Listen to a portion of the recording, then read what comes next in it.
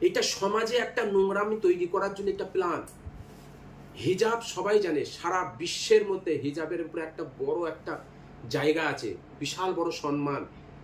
হিজাবের একটা বড় সম্মান আছে।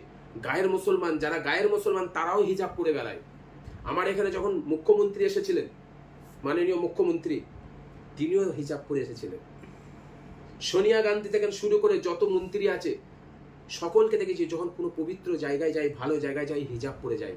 শুধু মুসলমান জায়গা বলে নয়, কোনো মন্দিরেও গেলে দেখবেন সুন্দর করে হিজাবটা তারা টেনে ভালোভাবে যায়। এটা একটা আমার দেশের সৌন্দর্য, একটা মহিলাদের সৌন্দর্যের বহুত বড় ব্যাখ্যা আছে। আমি ছোটখাটো বলছি, ছোট করে কেটে বলছি।